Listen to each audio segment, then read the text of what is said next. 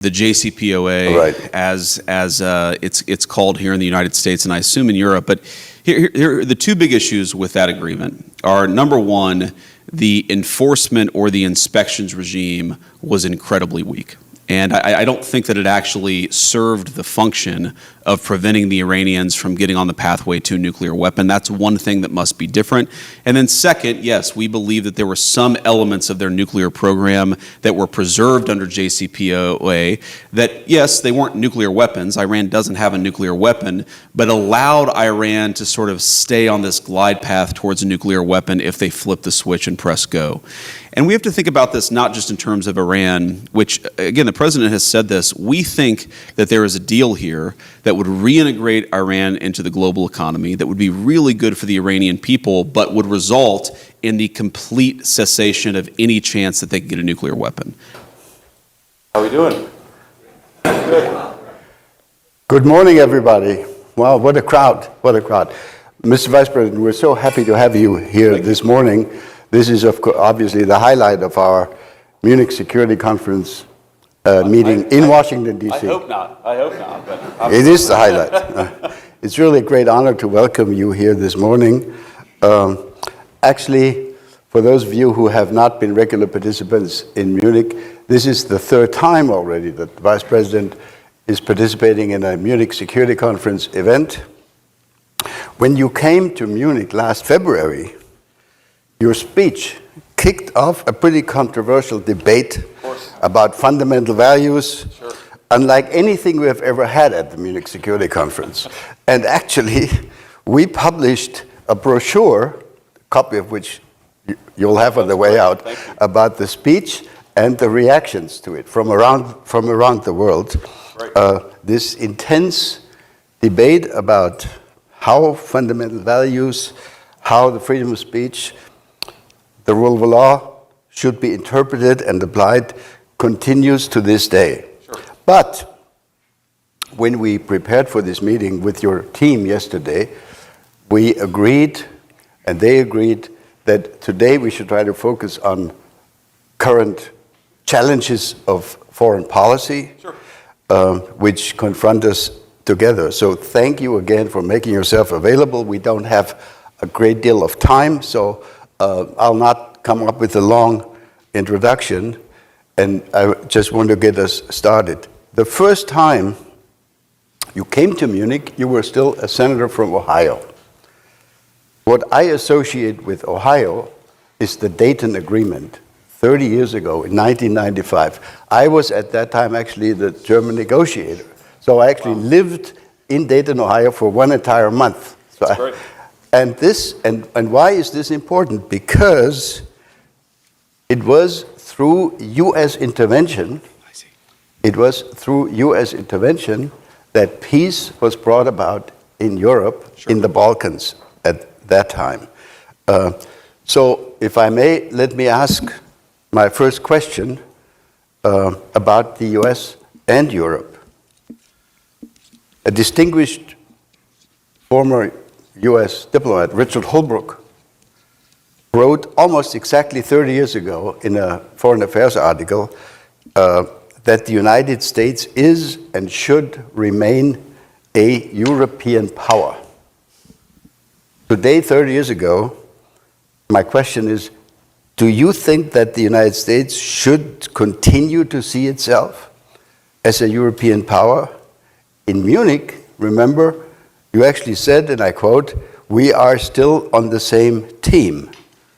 Are we, and what does that mean for the U.S. presence in Europe and relationship with Europe? First question. Sure. Well, first of all, thank you, and I'm sorry my microphone apparently is broken, but we have another one, so that's good. So everybody can hear me now, right? Everybody can hear me? Great, good.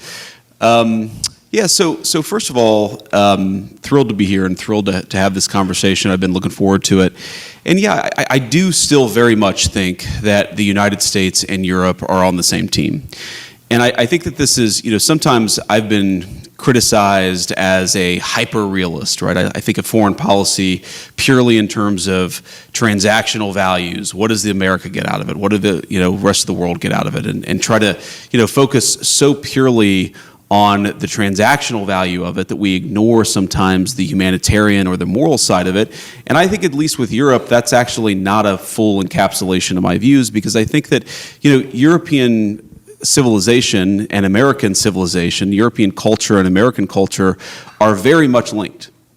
And they're always going to be linked. And I think it's completely ridiculous to think that you're ever going to be able to drive a firm wedge between the United States and Europe. Now, that doesn't mean we're not going to have disagreements. And of course, you brought up the speech earlier. It doesn't mean that Europeans won't criticize the United States or the United States won't criticize Europe. But I do think fundamentally we have to be, and we are, on the same civilizational team. And I think, obviously, there's a big question about what that means in the 21st century. I think, obviously, the president and I believe that it means a little bit more European burden sharing on the defense side.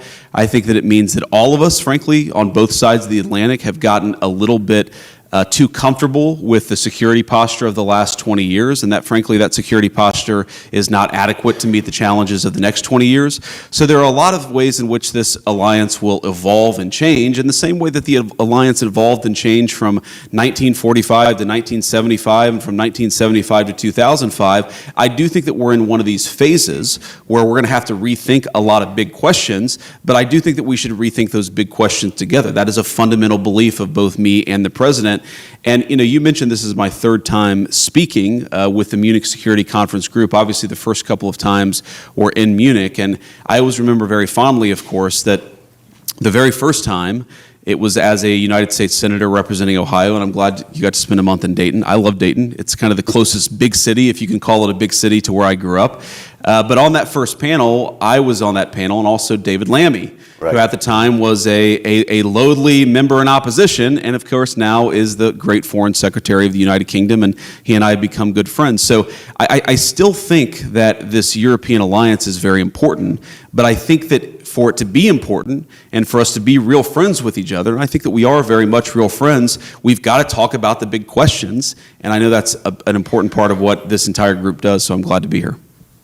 Great, thank you so much. And I think the message has arrived in Europe that we need to carry a significantly larger share of the burden. As you know, we are all trying to spend more. Some are spending really a lot more. Others are lagging behind a little bit, but we're moving in the right direction, I think. Let me turn to a really concrete, urgent issue, Ukraine. The Trump administration, from what we have seen in the media, etc., seems to agree with most of us in Europe that, unfortunately, Russia does not seem to be really willing to end this military confrontation. If that's the assessment, if that's our collective assessment, could you talk a little bit about U.S. strategy going forward? We all want this war to end, and let me say as a very personal comment, I think the Trump administration did the right thing by starting this process of talking to the Ukrainians, talking to the Russians, but the Russians seem not to be interested in the kind of quote-unquote deal that could be offered to them. So talk to us a little bit about how you see the next steps. Yeah, so let me say a couple of things about this. First of all, I appreciate your kind words about the administration. Obviously, I think it was the right thing to do for us to start the process of negotiation.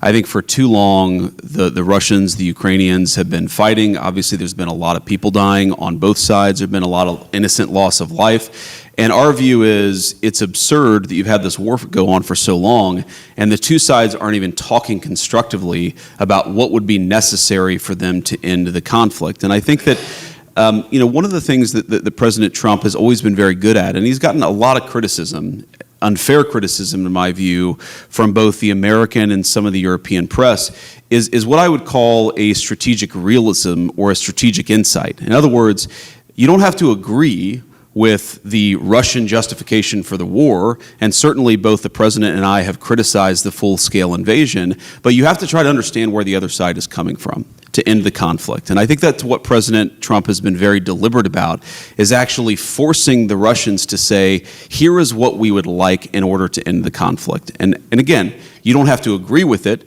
You can think that the request is too significant, and certainly the first peace offer that the Russians put on the table, our reaction to it was, you're asking for too much, but this is how negotiations unfold. And I wouldn't say, I'm not yet that pessimistic on this, I wouldn't say that the Russians are uninterested in bringing this thing to a resolution. What I would say is right now, the Russians are asking for a certain set of requirements, a certain set of concessions in order to end the conflict. We think they're asking for too much, okay? And then obviously, the Ukrainians matter a lot. They're the other side, they're the other party, at least to the direct conflict. And we have to ask, what is the Ukrainian, what do they need in order to bring this conflict to a successful completion? And we're going to continue to have that conversation. Now, what the president has said is that he will walk away if he thinks he's not making progress. And I think that, about once every 4 or 5 weeks, you will hear some American official or sometimes multiple American officials say, this is a week where we need to make another step. And in particular, the step that we would like to make right now is we would like both the Russians and the Ukrainians to actually agree on some basic guidelines for sitting down and talking to one another. Obviously, the United States is happy to participate in those conversations, but it's very important for the Russians and the Ukrainians to start talking to one another. We think that is the next big step that we would like to take. And why does that matter? The reason it matters is because, again, I mentioned the Russians, but also the Ukrainians have also been they've put a piece of paper in our hands that says this is what we would need in order to bring this conflict to a successful resolution from our perspective. And there's a big gulf, predictably, between where the Russians and the Ukrainians are, and we think the next step in the negotiation is to try to close that gulf. We think it's probably impossible for us to mediate this entirely without at least some direct negotiation between the two, and so that's what we focus on. But I'm not yet a pessimist on this. I mean, obviously, the Russians and the Ukrainians are not there yet because the fighting is still going on.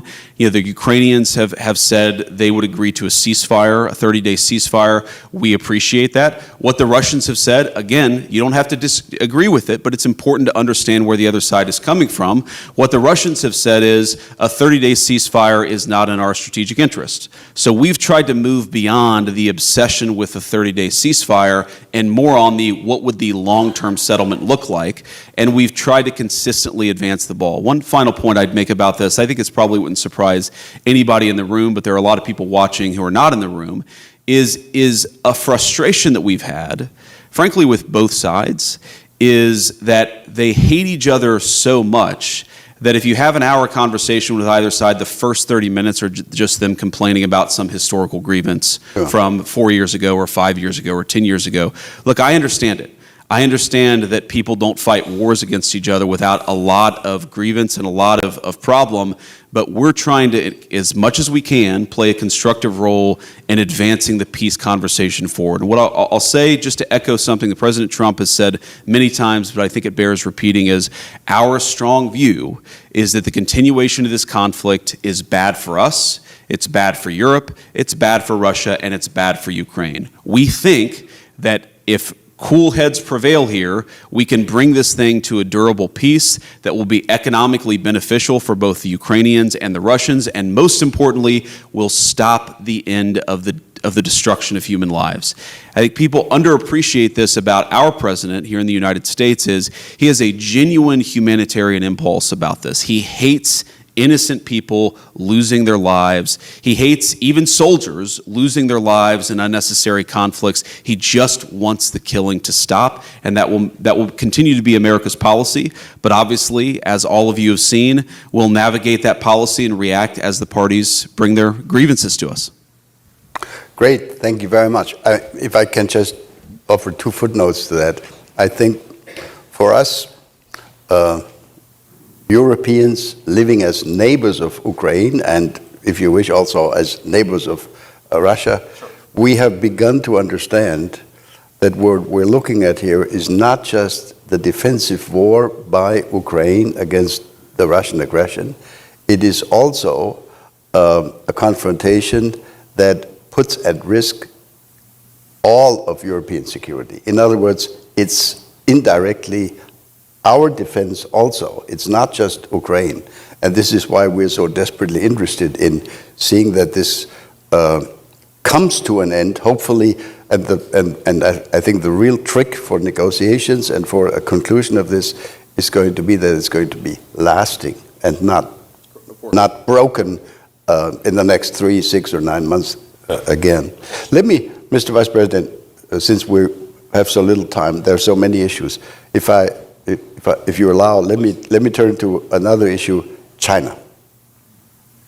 That's a key, as we understand, a key challenge for the United States, for your foreign policy.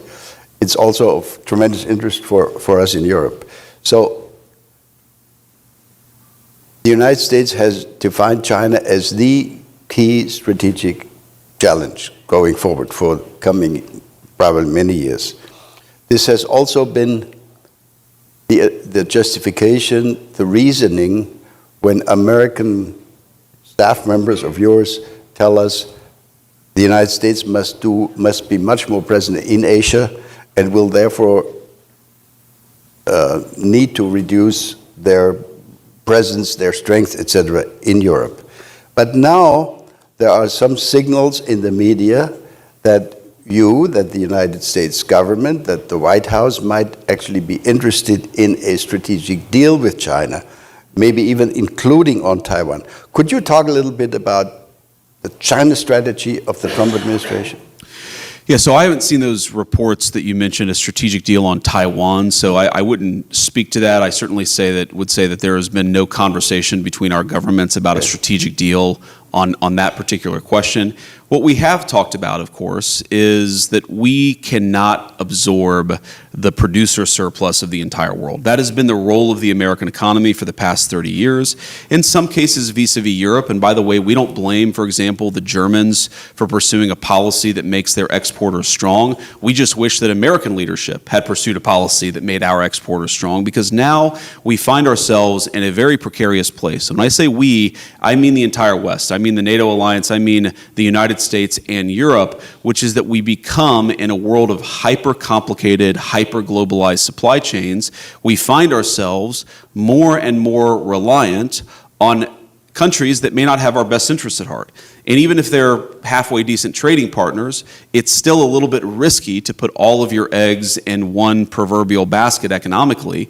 And what the president has said is we must rebalance the global economy vis-a-vis China. We cannot absorb hundreds of billions of dollars, close to $1 trillion per year in annual surplus, most of it coming from the People's Republic of China. And what that's going to mean in the rebalancing is that we think that the PRC is going to have to, frankly, let their own population consume a little bit more. They've held consumption levels down in order to increase these massive exports. It means that American manufacturers are going to have to be treated more fairly in some of these global trade deals. It means we're going to have to cut some new trade deals with some of our friends in Europe, but also with some of our more adversarial nations.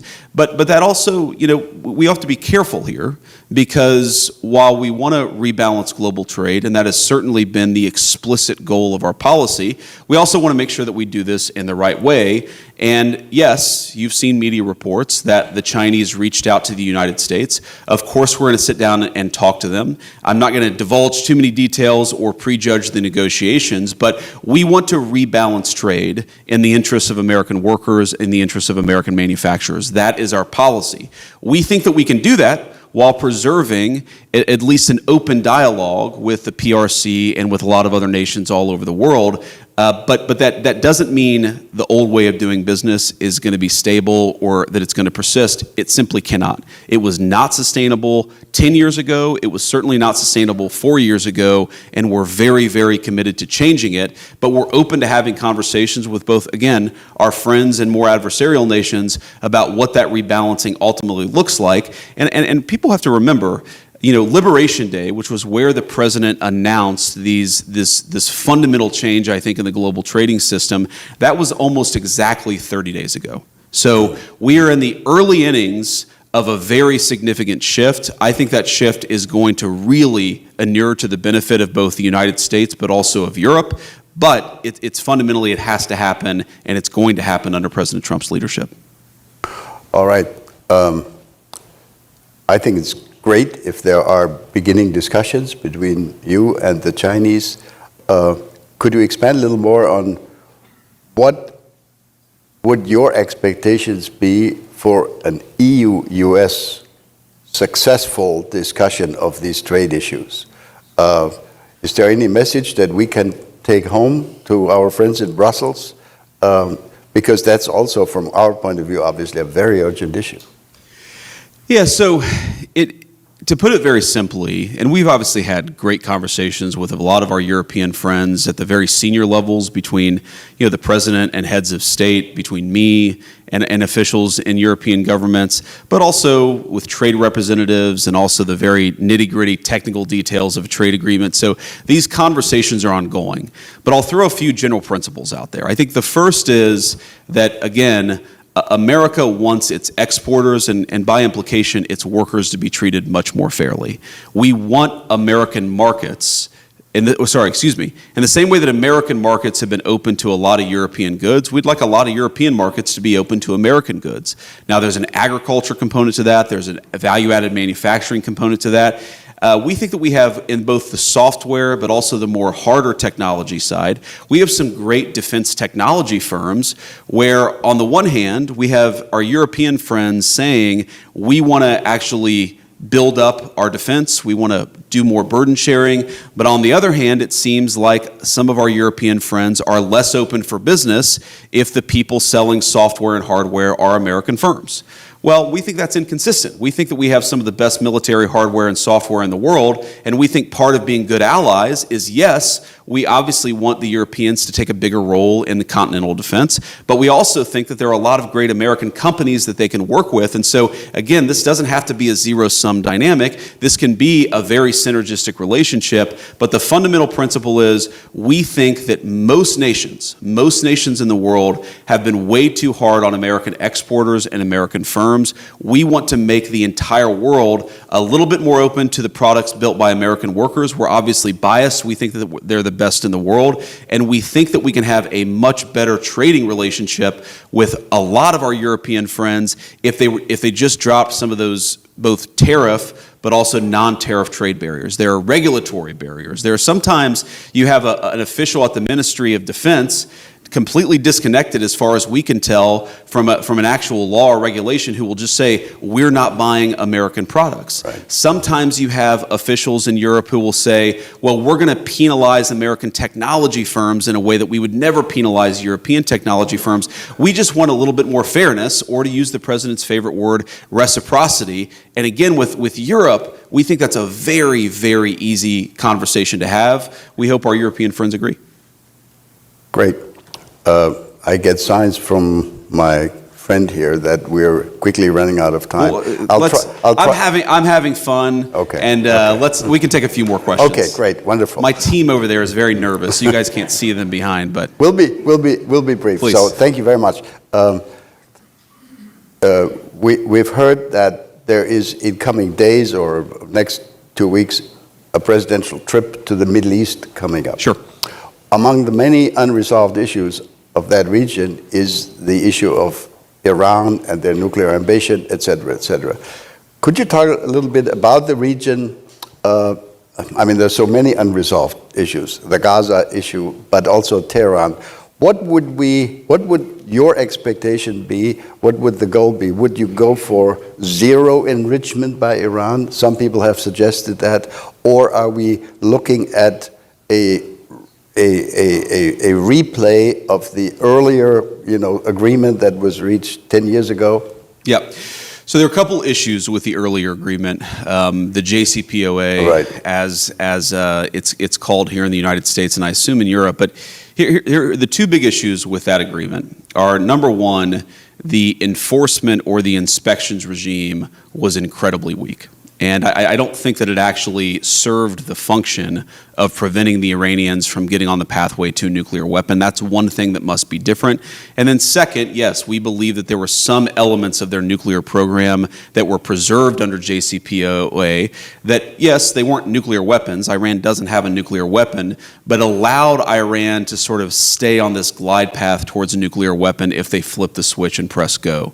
And we have to think about this not just in terms of Iran, which, again, the president has said this. We think that there is a deal here that would reintegrate Iran into the global economy, that would be really good for the Iranian people, but would result in the complete cessation of any chance that they could get a nuclear weapon. And that's what we're negotiating towards. And as the president has said, that's option A. And option B, if option A is very good for the Iranian people and even some of the folks, the leadership in Iran, option B is very bad. It's very bad for everybody, and it's not what we want, but it's better than option C, which is Iran getting a nuclear weapon. That is what is completely off the table for the American administration. No ifs, ands, or buts. Now, there are a couple of other things that are worth thinking about, because this is not just about Iran. If Iran gets a nuclear weapon, which country then next gets a nuclear weapon? And then when that country gets a nuclear weapon, which country after that? We really care, not just about Iran, but about nuclear proliferation. And the president said this in an interview a few weeks ago. It's one of these things that in the maelstrom of the media, the signal and the noise, this was very much signal, but it got lost in the noise. The president hates nuclear proliferation. I hate nuclear proliferation. And I think that the president would be very open to sitting down with the Russians and the Chinese and saying, look, let's get this thing in a much better place. Let's reduce the number of nuclear weapons that are in the world writ large. That's obviously not a conversation for tomorrow. That's a conversation, God willing, for a few years from now. But there is no way you get to that conversation if you allow multiple regimes all over the world to basically enter this sprint for a nuclear weapon. And we really think that if the Iran domino falls, you're going to see nuclear proliferation all over the Middle East. That's very bad for us. It's very bad for our friends. And it's something that we don't think can happen. So, without prejudging the negotiations, I will say so far so good. We've been very happy by how the Iranians have responded to some of the points that we've made. We've been very happy that some of the intermediaries and some of the folks who are in the room, the role that they've played, the Omanis in particular, have played a very positive role, and we're very grateful to that. So far we're on the right pathway, but this is going to end somewhere. And it will end either in Iran eliminating their nuclear program, their nuclear weapons program. They can have civil nuclear power, okay? We don't mind that. But let me ask this basic question. Which regime in the world has civil nuclear power and enrichment without having a nuclear weapon? And the answer is no one. No one right now has a civil nuclear program with their entire enrichment infrastructure that can enrich to the 90+% needed to get to fissile material and a nuclear weapon. So our proposition is very simple. Yes, we don't care if people want nuclear power. We're fine with that, but you can't have the kind of enrichment program that allows you to get to a nuclear weapon, and that's where we draw the line. Great. I think most of us would totally agree with that. And especially, I think, speaking on behalf of a non-nuclear country, with the goal of maintaining the nuclear non-proliferation regime. Yes. That's very important. That allows me to turn to my next or last question on NATO. Because most people don't understand that the fact that we've had NATO under U.S. leadership for the last 70 years, that has been an essential instrument of international non-proliferation. Yes. If we had not had the U.S. nuclear presence in Europe, I would be prepared to give you at least 2, 3, 4, 5 countries in Europe that would have gone nuclear if they had not had this reassurance. Sure. So NATO has played a big role in nuclear non-proliferation. In 6 weeks' time, we have a NATO summit coming up. And again, there are many issues. One will be the continuing issue of defense spending. As we mentioned earlier in our discussion, Europeans are doing more, but we've also listened to demands coming out of the administration that are even more ambitious. So could you talk a little bit about your level of expectation? What would be your desired outcome of that NATO summit in terms of defense spending, in terms of how much Europe will need to do on its own in order to relieve the United States more in Europe when it comes to defense spending? So there is now the opportunity for the incoming new government in Germany to spend significantly more. In other words, I think we're in good shape in terms of responding to what you have just said. Ladies and gentlemen, that brings us to the end of this wonderful discussion. I'm really grateful to you that you allowed this to be a Q&A session. Sure. We could continue this, I'm sure, for the rest of the morning, but I know you have other things coming up. May I simply conclude by saying that we hope very much, my team and I, that you will be willing and prepared to continue this young tradition that the United States at major Munich Security Conference events will be represented at your level. You are not the first Vice President of the United States who has come to the Munich Security Conference, but we are extremely grateful that you came in your new position. Please come again to Munich next year. Thank you very much, Mr. Vice President. Thank you.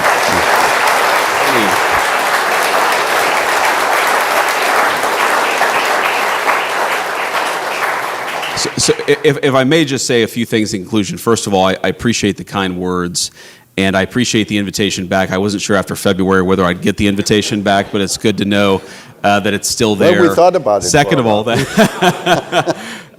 of all, since you brought up Germany, I wanted to, of course, from the President, issue our congratulations to Chancellor Merz.